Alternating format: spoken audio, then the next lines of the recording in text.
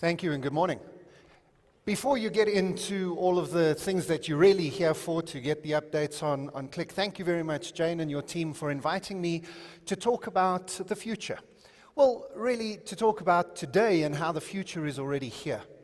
If you are using social media and you hashtagging and connecting on Twitter, please use my Twitter handle, Futurist Graeme, as well, and then we can keep up the conversation after the presentation. We live at a remarkable moment in history. We live at a time when, as Riyadh's already talked about, things seem as if they've gone a little bit crazy. In the political sphere, there's plenty of examples there, of course, but in our economics, in our marketplaces, in our business world, many people that I connect with and interact with are really glad to see the back of 2016. But 1 month into 2017, and I'm not sure too much has changed, right? It feels like things are out of control.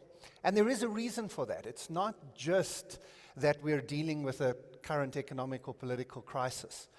Or some little bump in the road and we can just grit our teeth, get over it, and everything's going to be fine.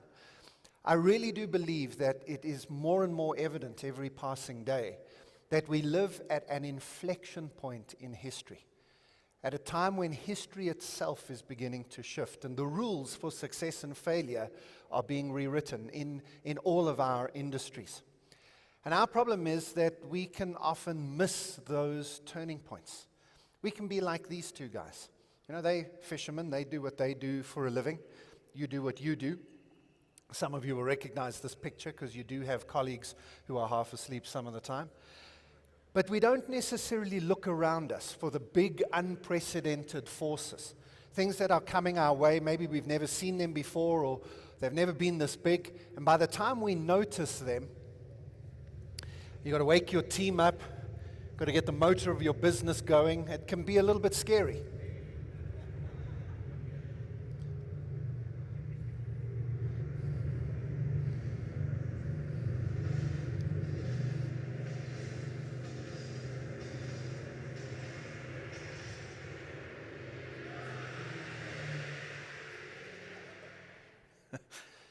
And for the accountants in the room, we don't want bailouts either. Not at this stage. The reason for this is the concept of exponential change. Our brains are not tuned in to compounding and to exponential change. We tend to notice incremental change, small changes. But what happens is nothing. And then nothing happens again, and then a little bit more of nothing happens. And then suddenly everything happens. That classic hockey stick graph, as they call it, of change. And that's where we find ourselves in 2017. We're a whole lot of different forces, political, economic, social, technological, all of these forces combining together to create a moment of deep structural change in history. And the rules for success and failure are shifting. And when a shift happens like this in an industry, it doesn't just impact that industry, it ripples across the entire globe. Let me give you a simple example from an industry that we know well. One of the things we know is coming soon is driverless cars. It's coming much faster than anybody anticipated. There are already driverless taxis legally operating in Singapore. Can take you from Changi Airport down to the harbor. Pittsburgh are about to make driverless cars legal. If you go to Pittsburgh in the USA, that's headquarters of Uber, by the way. You'll just see Uber cars driving all around with a driver sitting there, but with a clipboard. It's a little bit unnerving when you drive up next to a car and the guy's actually reading a book and making notes.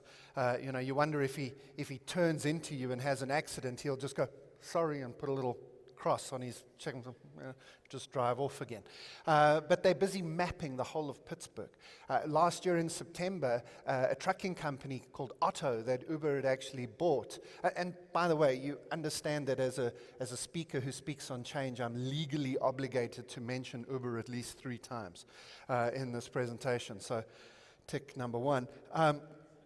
But Uber bought a trucking company called Otto, and in October last year they delivered 50,000 Budweiser beers in a truck that had absolutely no human in it, no driver at all. So we know this is happening and coming, but what does it mean 5 years from now or 10 years from now? I think there are two things that are going to happen and happen almost simultaneously. The first is we're going to move very quickly from having legal driverless cars to having compulsory driverless cars. You see, it's only when every single car in a traffic system is driverless that you get the real benefit. Because then every car can speak to every other car, and all the cars can tell each other what they're trying to do, and the cars between them can come up with the correct traffic pattern. So those of you who got stuck in traffic driving in today, and you realize that, on the lanes leading out of Sandton, there weren't a lot of cars, and you could have maybe driven on that side of the road as long as the cars coming knew you were coming. Basically what I'm saying is we can all drive like the taxis do already. But we can do it legally and safely. No, but in all seriousness, we're going to move very quickly to compulsory cars. But the other side of this is fascinating too. So how many of you drove here today? Okay, where's your car right now? You hope. Okay, hopefully where you left it, which is parked, right? Doing absolutely nothing. In fact, your car is only used 4% of its life. Did you know that? It's the most useless asset you own. Given how much you paid for it, 96% of its life is spent parked. Now imagine your car was driverless. So your car could have delivered you here this morning and then spent the rest of today doing something useful with its life.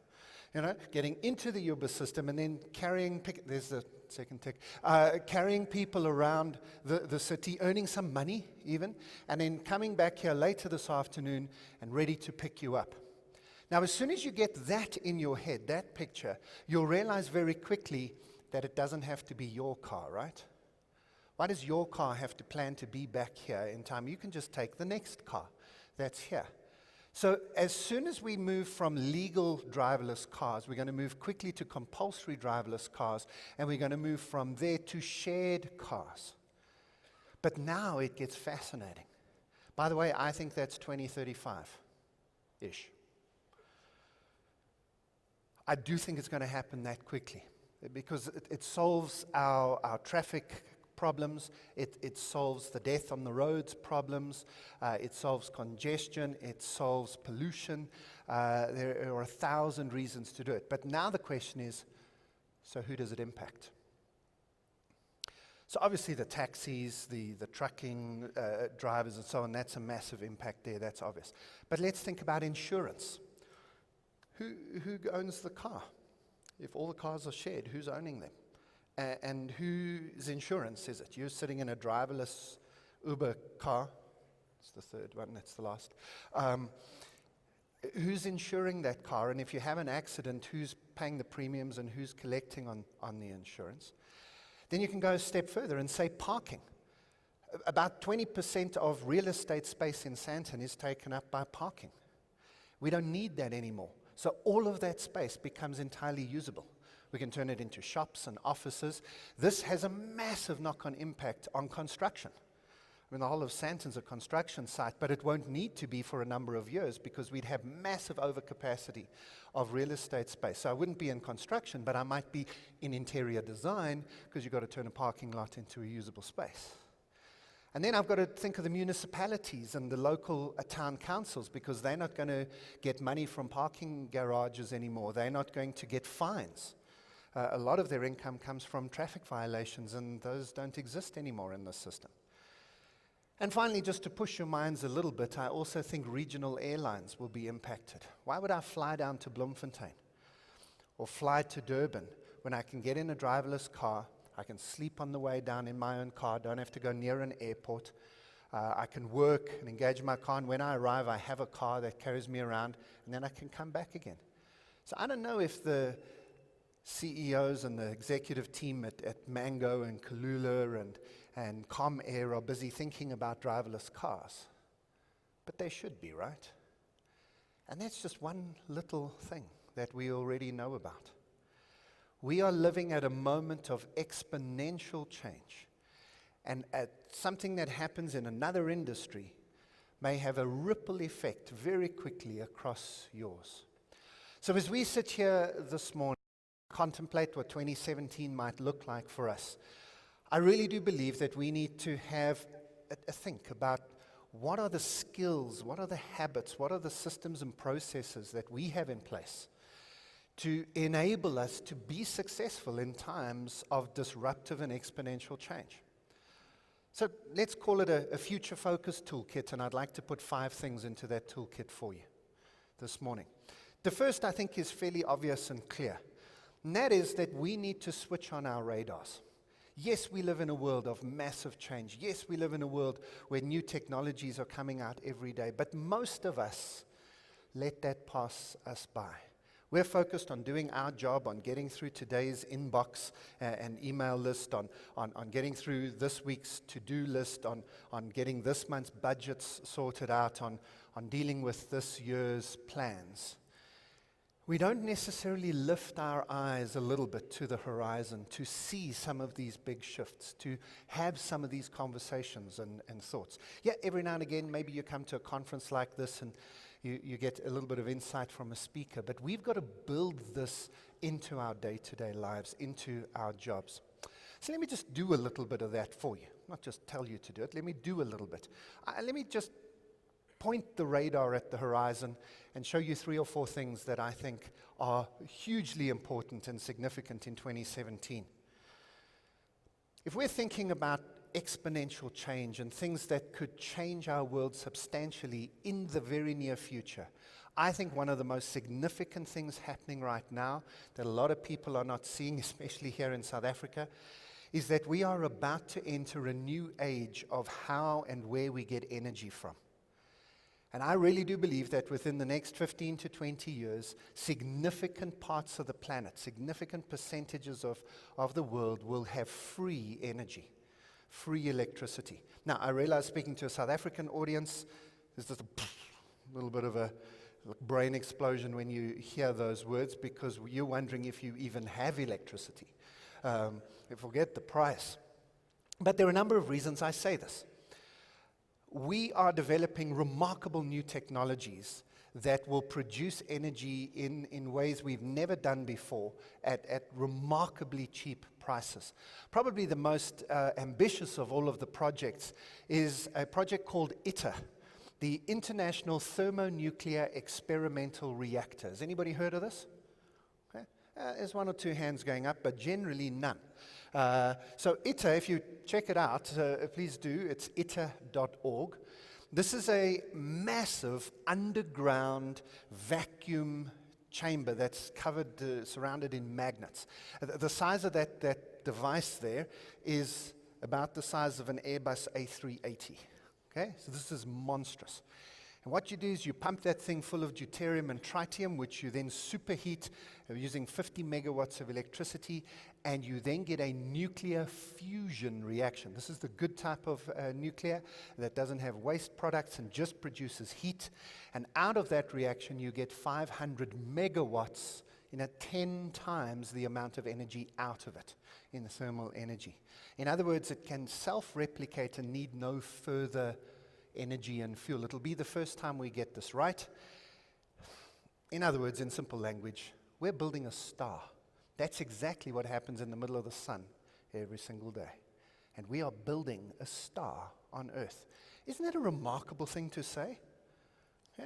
And I'm not making this up. I mean, they're the photographs from the site. Our team has visited this, spoken to the CEO. It's due to come online in 2027. In addition to ambitious projects like this, solar is going crazy at the moment. The price of solar has halved in the last year alone. The efficiency of solar panels has doubled in the last 18 months or so. And the size, in fact, of solar panels is reducing dramatically too. We're building massive solar arrays all around the world. In fact, last year, in April, Germany, and if any of you know anything about energy, you'll know Germany is probably leading the way in terms of moving to renewable energy.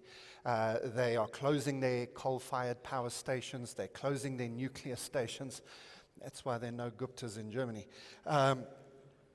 And they are going to renewables. In April last year, 15, 16, 17, middle of April, they had a particularly windy and sunny spell. And they actually produced too much energy. The electrical grid in Germany was literally heating up because there was too much electricity in it. So they sent an urgent message out on radio and TV and social media saying to the German citizens, please use electricity. Exactly. South African audiences, switch on your lights, turn up your geysers, go back to your factories. Fearing that nobody would do that, they then went a step further and said, we will, for the next 3 days, any energy you use, any electricity you use will be given as a credit on your next statement. Not only did Germany get free electricity last year, they were paid to use it. So I'm standing here making predictions about the future, and last year something even crazier happened. This is the world that we live in. And of course, if you're going to get solar right, you have to get batteries right, because you have to store the energy in case you don't have the sun. And Elon Musk is leading the way in producing remarkable batteries. Those of you who know anything about his Tesla cars, the Tesla car can go from 0 to 100 kilometers an hour in 3.5 seconds on a battery. It gives a 600 kilometer range on a battery, and the battery is recharged in 15 minutes. Those of you with iPhones, remember that by lunchtime when you're looking for a plug point. This is Tesla's gigafactory. It will be, when it's completed, the world's largest factory. To give you a sense of scale, that little black dot down there is a lorry. And this is going to be producing the batteries we need to change the world. One final reason I'm hugely optimistic about what I'm saying here is that some of the world's richest and cleverest people have gotten together and created the Breakthrough Energy Coalition. If you're interested, the website address is breakthroughenergycoalition.com. It's headed up mainly by this guy. You might have heard of him, Bill Gates. And they plan to find and fund and support miracle energy solutions.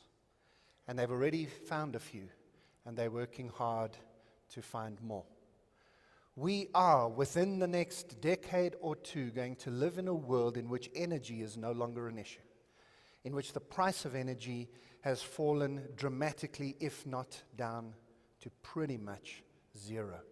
By the way, for the economists in the room, that takes 20% of cost out of the system. The other way of saying that is it adds 20% to world GDP. That is insane. This is why I am optimistic every time I get up in the morning, because this stuff is real. This is not science fiction. I'm not telling you what might happen 50 years from now. I'm telling you what's already happened. And think now about the ripple. You see, if we solve the energy problem, we'd no longer have a water problem. Water, you might remember, flashbacks to physics at school, is just made up of two things, right? 2 hydrogens, 1 oxygen, smush them together, you have water. It's that simple. Hydrogen and oxygen are easy to get. Some of you, by the way, talking about easy to get, might have been wondering, hang on, Graeme, that ITER thing, you said deuterium and tritium were the fuel for that. Do you know where we get deuterium and tritium, by the way? Some of you are saying, please, God, make it South Africa. The answer is actually seawater, by the way. It's most easily found in seawater. The fuel for that star we're building is seawater. Just another insane fact. But hydrogen and oxygen are even easier to get because they're in the air we're breathing right now. And literally, you can make water. You can put 2 hydrogens and an oxygen together. Why don't we? Because it's too expensive. There's too much energy required. Hang on, energy's free. It's not expensive anymore. Let's make water. Or, of course, desalinate the oceans or whatever. It doesn't help us in Joburg, but Cape Town will be fine. If we solve the water problem, we can also solve our food problems. I visited Google last year, and this building here is one of their ideas for the next few years. It's a farm, 100% hydroponic, water-based farm. They want to build 30-story high farms in the middle of San Francisco and New York. And then Johannesburg, Cape Town, and the world's cities. There's already a company in Tokyo doing this. Isn't this remarkable? That we live in a world in which one of the key constraints on our world at the moment, the key constraint on our economy at the moment, could be removed, not in our lifetimes, not hopefully someday, one day when, but in the next 10 to 15 years. Switch on your radar. You need to get ahead of this curve, not be the person who wakes up when it's already happened and your competitors have already worked out how to do something with it. Get ahead of this. Let me give you another example of something that I think we've missed but is huge. This is not a technology issue now. I want to show you that it's not just technology that's changing in our world, it's everything. One of the single biggest mega trends in the world right now is that each of us is going to live longer than we thought we would. But much longer. 100 years ago, life expectancy, global average, was 42. I know this number reasonably well because my father's mother, my grandmother, was born in 1914, in February of 1914, actually. This is a few months before the start of World War I. And having done research on my family and family history, discovered that her life expectancy at birth, on average, was 42. I mean on average because that was the whole globe. Now, averages can be dangerous. If you've got your head in a freezer and your feet in the fire, on average, you're okay. So we've got to be careful of averages, and for her, she would have expected to live longer than 42. She was a woman. Women live longer than men. She was married, well, not at birth, of course, but married women, in fact, live 7 years longer than married men. And when I was speaking at a conference and interacted with a world, sort of a professor on aging, and I asked her, why do married men die younger than their wives? Kid you not, her straight-faced answer to me was, because they want to. Science, but that was her answer. Scary. My grandmother was white. She was British. She lived in cities most of her life. She was middle class. All of these things would have added a few years here and there, and maybe she should have expected, having been born in 1914, a life expectancy of around 65, 70. Except she's still alive. Next week we celebrate her 103rd birthday with her. Yeah, wow, and yet not wow, in the sense that she is not alone in celebrating her 100th and hundreds birthdays. That's not my grandmother, by the way. In fact, there is a great story behind that photograph. That woman stopped smoking in her 40s for health reasons. And when she got to her 100th birthday, she said, "Stuff that, I'm smoking again."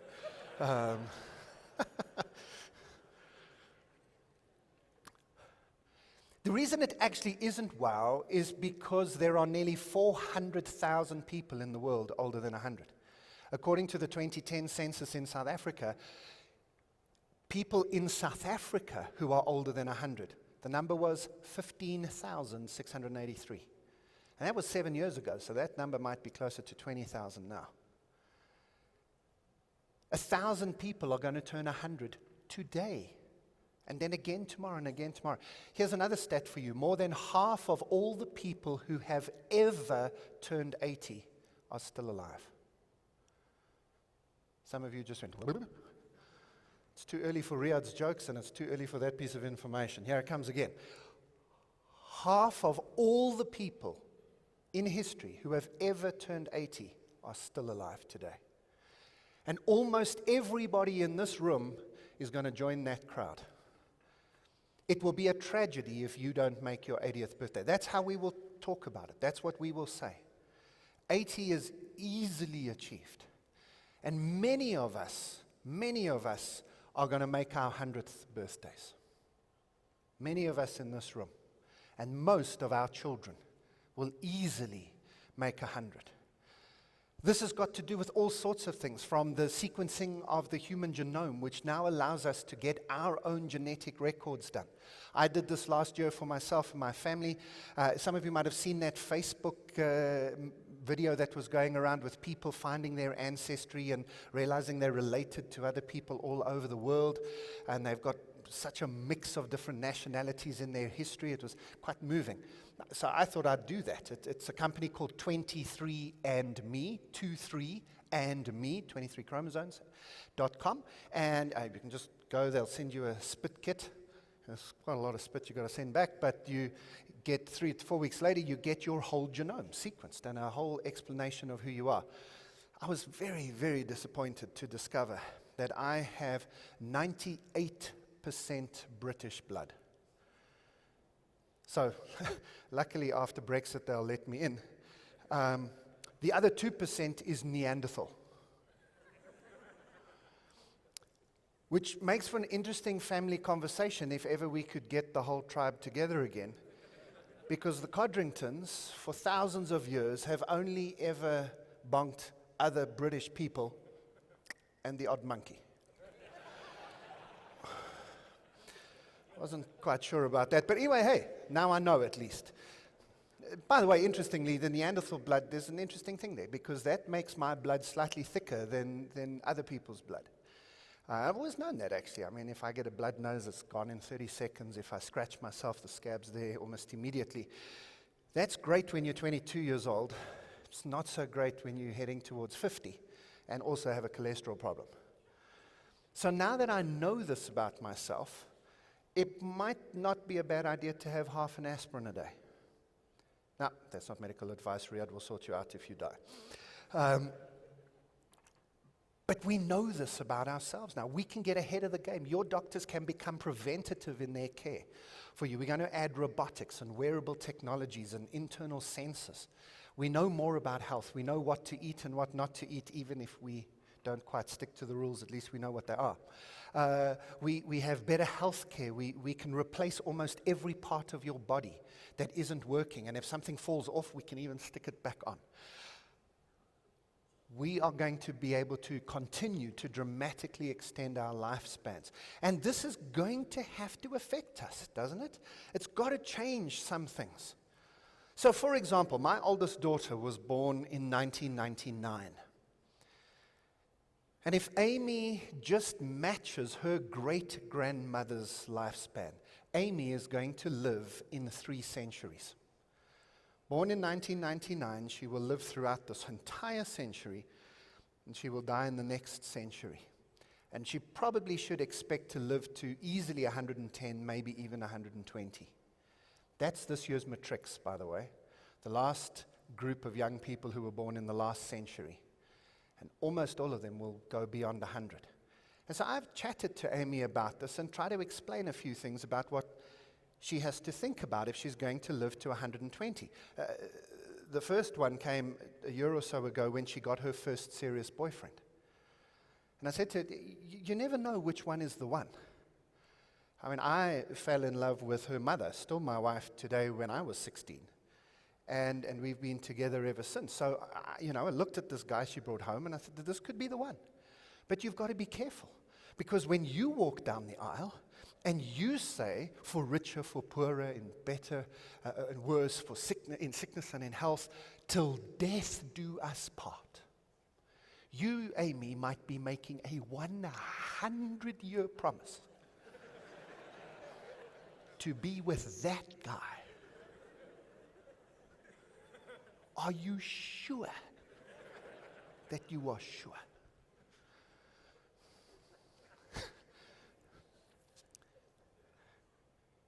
We've also got to think about our work. You can't retire at 60. I don't care how much money you've got. You can't live 40 years doing nothing. Because it's not really a money issue. But for most of you, it is actually a money issue. Because you can't retire like we used to think of retirement for 40 or 50 years. You can't. We've also got to think about our health better. This is the oldest guy in his 80s to ever complete a full Ironman.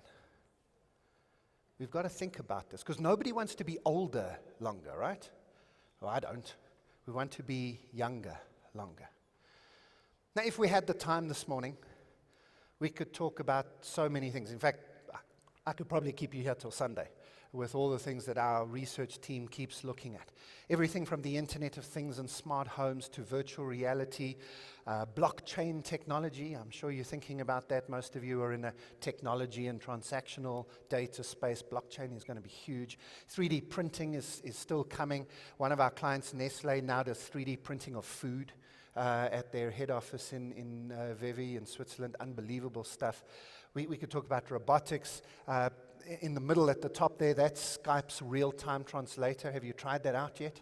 Skype does translation into 17 different languages in real time for free. Okay? It's insane. Well, it doesn't always work. Someone showed me the other day, we translated a phrase from English into Russian, and we used the idiom out of sight, out of mind. You know that phrase, when you leave the room, I forget about you. Anyway, we translated it to Russian, and then we took the recording and translated it back to English, and it came back as invisible idiot.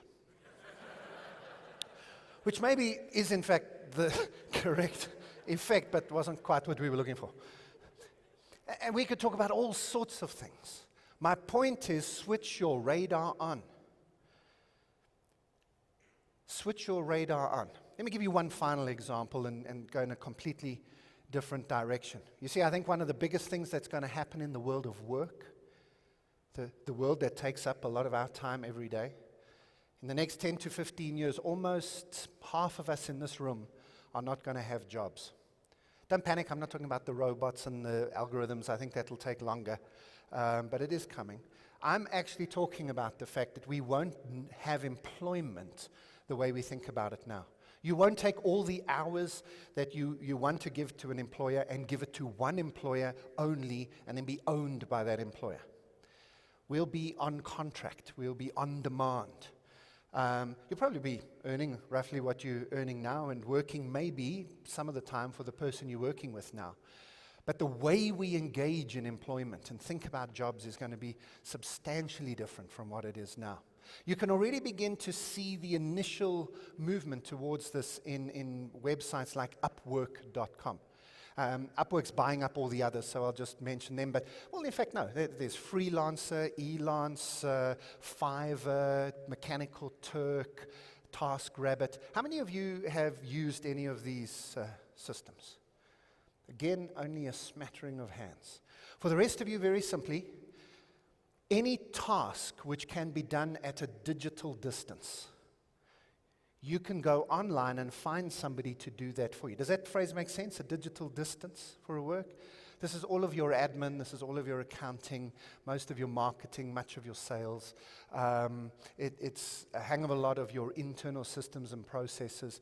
Any task which can be done at a digital distance, there's a lot of people there willing to do it for you. Let me give you an example of what we did. We do a lot of video work, and we put a lot of the stuff that we're researching up onto our YouTube channels.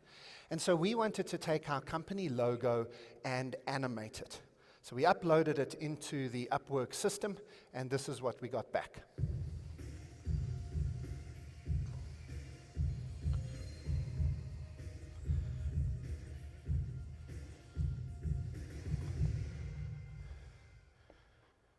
Pretty cool, eh? 12 seconds, original graphics, music, and that cost me $5. Yeah. Genuinely, $5 US. Yeah. Now, I'm not saying that we should rush to do this so that we can just rush to the bottom of the pricing scale. You get what you pay for sometimes. So we have to be careful. But I wonder, this is possibly rude, and maybe the guys behind the AV desk will turn my mic off if I ask this question. But I wonder how much the guys who put the event here today are charging. Sorry, Kim, that's a bit of a rotten question to throw out. But we do have to realize that there are certain jobs and certain tasks and certain parts of your job that can be automated, that can be put into the system. And we can't compete with that. The other bits, the personal touch, the empathy, the creativity, the intuition, the bits that make us human, those are the bits we have to focus on. That's where we have to deliver our value in the workplace. But all the other bits are going to be replaced and automated. And we're going to have to navigate what that looks like over the next 10 to 15 years. So I've given you a few ideas. Let me just give you a minute, literally 1 minute. Turn to the person next to you. What would you have added to? I've said switch on your radar. I've given you a few ideas. We've looked at 3 things in detail, a few other ideas. But what would you have put onto your list of things that should be on our radar? I'll give you 1 minute. Turn to the person next to you. Look, you don't need a PhD in future studies. That is available, by the way. You can do it through Stellenbosch University. You don't need a PhD in future studies to do this type of thinking. But you do have to be awake. You do have to be switched on.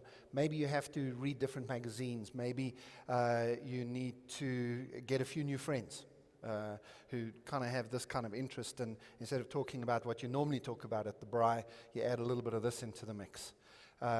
Maybe you've got to connect with some of the younger members of your team who may be more connected to this. Whatever you do, you've got to switch your radar on. Also remember that it's not just about technology. The technology examples are the fun ones to throw out from the stage, but we don't necessarily want a world that looks like this.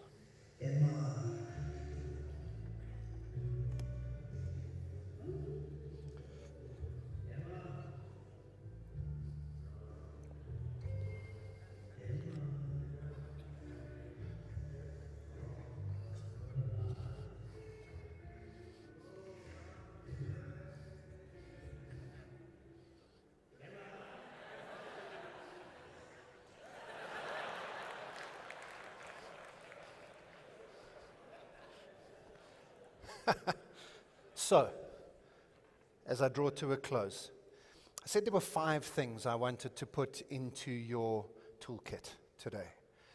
The first has taken most of our time, and I hope it makes sense for you to do this. Switch on your radar. Get your team involved in switching on the radar as well. Thinking about the future is not something that should just be left up to the CEO or a strategy team. Every single member of your team should be focused on thinking about the future and looking for disruptions and exponential change and trying to see the ripples as they come through the system. So make ways to do this. Add 10 minutes to your monthly or weekly team meetings. In fact, start your team meetings with 10 minutes in the future. Get 5 staff members to give you 2 minutes each of what they've seen or read in the last 2 or 3 weeks. There are easy ways that don't cost money, that don't take a lot of your time, that just get your team to think about disruption, to think about what might be different in our industry in the next few years and share that information together. The second thing that I think you need to do is be more curious. We have a model of leadership in our heads where the leaders are the ones who know what they're doing. The leaders are the ones who walk out in front of us and say, we've been here before, we know how this works, follow me, I know where I'm going. But how can those leaders be that confident and certain in our world today? Nobody knows what's going to happen next. Nobody knows where this economy is going this year or what Donald Trump might sign tomorrow. Nobody knows how the ANC leadership battle is going to work out this year or what's going to happen in each industry that we represent in these rooms. We don't know this stuff. So what today is the task of the leader? I think the task of the leader is to be the most curious person in the business. To be the person not who has all the right answers, but who has all the right questions. And is the person who is prepared to ask those questions. Why do we do it this way? What if? Why not? I think those are great leadership questions these days. And I'm not saying that the leaders are the people who walk around all clueless just with questions. They must go and hunt for the answers to those questions. They need to build systems that produce answers. In the midst of chaos. Yes, we talk about big data. Every conference I've been to in the last 18 months, we've mentioned big data. But we've got to make something of that information. We've got to make it mean something. And then we've got to take that meaning and we've got to put it back into our system, and we've got to say, there we go, see, this is what I'm talking about. I asked the right question and I've got some great answers out here. This is the new task of leadership. And in addition to that, part of being curious is to experiment more. I actually think this is the most important thing that I'm going to say to you today. Because I think the only way that you and your company are going to survive in the next 5 to 10 years is if you are prepared to switch on an experimental mindset. Let me give you a simple example. If any of you do Facebook advertising, you'll understand how this works. And it doesn't have to be Facebook, any form of online advertising. You don't just spend 100,000 Rand on an agency that develops this magnificent advert, and then you throw it up online and you watch it there for the next month and just hope it works. Okay? That's what you do on TV and radio, but not online. Online, you create 50 different versions of this thing. One with a green background, one with a yellow background, one with this font, one with that font, one with this picture, one with that picture. And you throw it up for an hour and you watch it working. Then you take it down and you throw the other one up. Hey, you got a 1% improvement on the green background. Excellent. And now we're going to do it only at 9 o'clock in the morning. No, now 9 o'clock at night. And you can do 1,000 A/B tests in a week. And you've got the data analytics that are showing you what's working and what isn't. That's how you do advertising today. If your advertising team doesn't know how to do that, you got the wrong team. Now, why don't you bring that into your workplace? That's the mindset we need. We've got all sorts of systems that don't work in our businesses. Meetings, for example. How many of your meetings are brilliant all the time? You live for the meetings. The space in between the meetings is just dead for you. You can't wait. No, none of us. Our meetings are horrendous, almost all of them.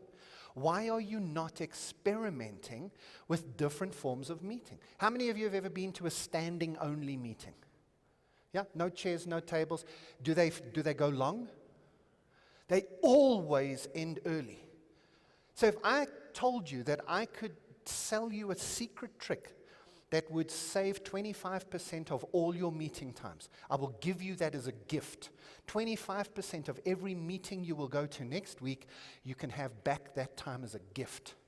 Would you do it? Of course you would. So why have you got chairs in your boardrooms? Every standing meeting I've ever attended ends early, and yet none of you are doing it. Why are we not experimenting? Why do we not have the mindset of let's try something, see if it works? I'm not talking about just everybody do whatever they like and see what happens. I'm talking about let's think about it. Let's set up an active experiment. Let's observe what happens. Let's record the results. Let's feedback and make decisions. That feedback loop, driven by proper data, is your only chance for success between now and 2025. You must build this into the heart of your DNA. Then we need to make sure that we are listening to all the voices. I'm not talking about diversity here. This is not compliance. This is not BEE. This is listening to all the voices, especially the voices that are not saying what you're thinking. We've got to listen to the younger voices, to the fresher voices. Guys, we've got to listen to the women's voices. We've got to listen to different cultural voices. We've got to listen to the people who are looking at a different part of the horizon and who have sensed different ripples in the system. And finally, we need to confront our limiting orthodoxies. Orthodoxies are habits of thinking and action. The way things are done around here, the way we've always done it. We live in 2017, and yet most of us are still very resistant to change. We mustn't change everything. Some of what we do is brilliant. But if we're going to live in this world, we're going to have to be prepared to question everything and change when we need to. We live at a remarkable moment in history. I am hugely optimistic, not just about the future, but about 2017. Out of chaos and crisis, Human beings always have risen to the occasion, and South Africans maybe even more than any others. Winston Churchill had a wonderful phrase that he used about the Americans back in the Second World War. And I think that phrase applies nicely to us here in South Africa today. Winston Churchill said, "They always do the right thing after they've done everything else." I believe that of us. I believe that of this continent. I believe that of humanity. We will do the right thing. We might do everything else first, but we are going to make a success of this. We just need to change our mindset and our habits. If you'd like more information, if you'd like to get some insights into some of the other trends that our team is seeing, almost everything on our website is just available for free to the public. Go and have a look. And what I've done for you today is if you go to this link at the bottom here, bit.ly/Qlik, 2nd of February, you can get a copy of these slides so you can take this message back to your team. And as a free gift to all of you, just because you were here, we've given you a copy of a report that we wrote late last year called the CEO Handbook on more information about this future-focused toolkit. I'm going to stick around for a little while. It's a little bit difficult to have Q&A here, but I'm going to be around during the tea break. Otherwise, get hold of me in any of those digital forms. Riyadh, thank you very much.